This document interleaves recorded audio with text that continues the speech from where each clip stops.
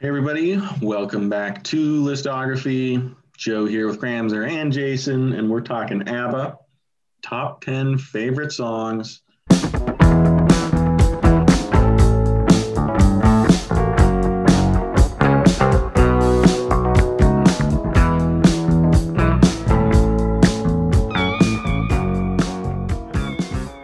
Yesterday, we did the ABBA Listography, to the joy and horror of some of us and sort of the ness of Ryan. But be interesting to see what Jason, our resident ABBA hater, has to say about top 10 songs. He kind of came on at the end there. There's some albums he even had some nice words for. So I'm interested to see what he has to pick. So let's just get right into it. Who wants to go first? We start with Cramser, leave a little surprise with Jason. You start with Jason. I'll go first. How many of these 10 did you actually like? All 10. Oh. So yeah, that's the weird thing about ABBA. I do like songs here and there, but they're surrounded by songs that I completely can't stand. So like there's a real disparity. It's not like the songs that aren't on my top 10 are like that I think they're decent songs. These are the 10 I like for the most part. My number 10, Joe informed me, not actually on the actual album, but it is Should I Laugh or Cry from Not The Visitors. Cool tune, great bass on it. Reminds me of like 80s Queen. Number 9, I have Two for the Price of One. Bizarre lyrics, but it's so catchy. I like the bass in the chorus. The kind of like flat pick bass line is really, really cool. Number 8 for me is Eagle. Maybe the least ABBA-y song in their catalog. Like Cram mentioned in the other video, it's got some prog vibes to it. Number 7, I've got The Visitors, another cool new wavy tune from the album of the same title. And like I said, it sounds a little like Missing Persons to me. Number 6, from Ring Ring, I've got I Saw It in the Mirror. Really cool 70s pop tune, kind of melancholy. This one the guys sing. I think it's pretty interesting. Number 5, I've got Hole in Your Soul. Really fast driving groove, kind of song you can like picture yourself driving down the highway to. And interestingly about this song, I think the verse is actually catchier than the chorus. Number 4, I've got Waterloo. Great melody, upbeat. I like the hand claps, and there's some cool sax on it. It's got kind of like a 50s rock and roll vibe to it. Number 3, I've got Me and I, which I think the chorus to that song is just undeniably catchy and one of their better choruses. Number 2, I've got Soldiers from The Visitors. Really cool, interesting drum beat. And I like the chorus. It's got like 2 different counter melodies happening at the same time, which is really cool. But my number 1 favorite ABBA song is Suzy-Hang-Around. Really great kind of early jangle pop song. I don't know if it's actually like a jangly guitar or if it's like a clavichord or both layered together, but it sounds really cool. I like that tune a lot. Those are my 10. Nice. Let's be real, though. You're never going to drive down the highway cruising listening to that ABBA song. No way. No, I will not. All right, let's do my list. My number 10 from Arrival, Tiger. Awesome. Sounds like a tiger. The great guitar part in the chorus has like a sinister tiger lurking and hunting its prey feel. Love the lyrics. I am behind you. I always find you. I am the tiger. Like, awesome. Number 9, Take a Chance on Me. Really catchy. Love the acapella. It's so catchy. It's like kind of annoying. It's like that song you find in between bathroom breaks or like when you're taking out the trash or just like you just keep it, never leaves your head. Number 8, I'm going to go with Angel Eyes from Voulez-Vous. Love the lead, like, string part. Really cool. Different vibe for them, a little darker. Number 7, I've got I'm a Marionette. Crazy, chaotic, cinematic. Like I said before, Kate Bush vibes for me on that one. Number 6, Fernando. Love it. So catchy. Great, light, flighty chorus on it. Number 5, I'm going to go with Knowing Me, Knowing You, just like a great power pop song. Kind of rockin', singer-songwriter rockin'. It's like Supertramp vibes to me. I love when the vocals are a little bit lower like that instead of the really bright, perky stuff. and nice galloping bass on it too. Number 4, Lay All Your Love on Me, big anthemic 80s pop rocker. Kind of got Madonna vibes from it. I really dug it, the synth and everything. Number 3, Summer Night City, really kind of speedy with a lot of like attitude, kind of a strut to it that they don't really have on anything else. Really eager and earnest. I dug it. Number 2, one that Jason mentioned, Eagle. The prog rock vibes are all over this. Slow and steady synth, but spacey, incendiary guitar riffs on it. I dig it. Number 1 by a mile, though, got to be Dancing Queen. When Joe and I were growing up together, we had a really awesome habit of listening to music together and always doing air instrument parts. And this song's got it all, from the strings to the dun dun dun dun dun dun with the piano. It's awesomely put together. It's a perfect disco pop song that just builds and builds and swells. The momentum, like I was saying, it just seems like you catch it as it's already in full steam. It's got no startup factor to it. It's awesome. Number 1, Dancing Queen for me by a mile. A mile. I know you're a Ghost fan, or at least sort of, Kramzer. They do a great cover of I'm a Marionette. It's pretty fun. That would be the song that they should cover if they're going to. Absolutely.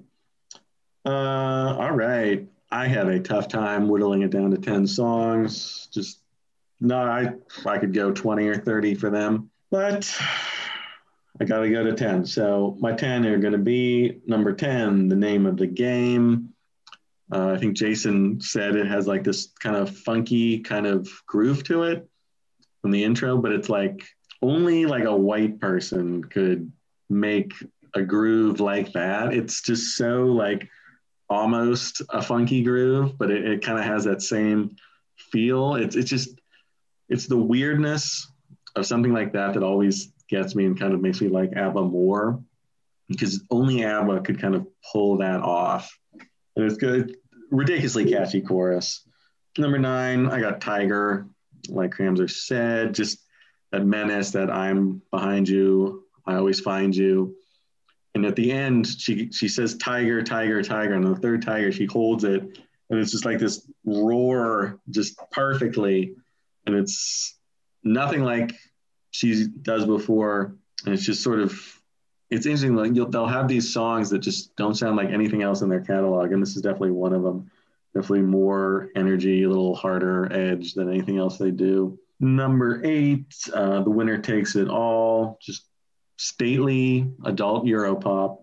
Can't get enough of it. Number 7, My Love, My Life. It's low key and dreamy, especially after the fast tempo of When I Kissed the Teacher and the disco side of vibes of Dancing Queen. It comes in just real slow build, great sort of interweaving vocals. It's like a wall of sound. The background vocals are just so encompassing. I really, really like it. Another one that's sort of not quite like a normal ABBA song, kind of makes it stand out a little more.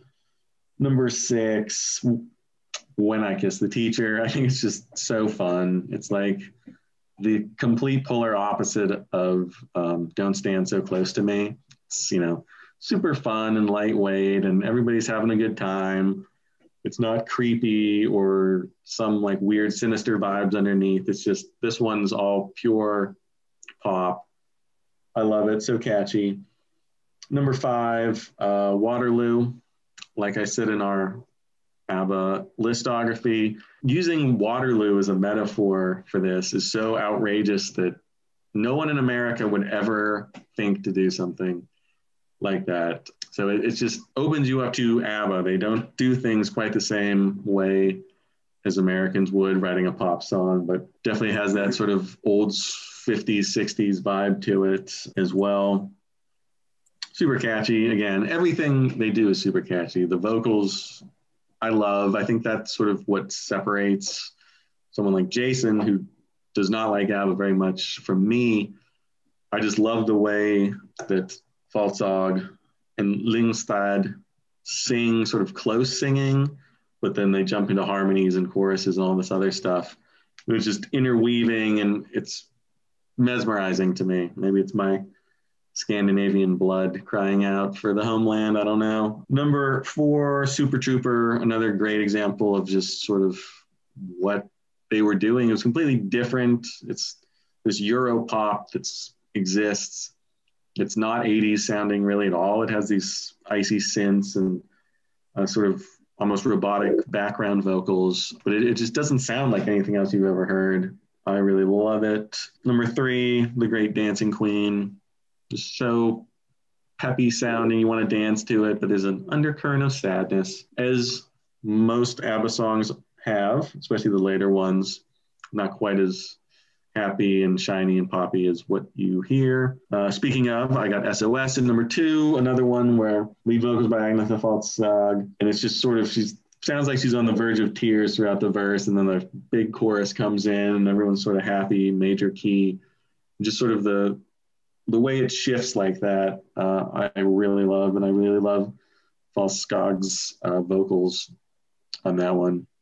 A little less polished than Lyngstad's. It's kind of a nice change up when you get to hear her take the lead vocals.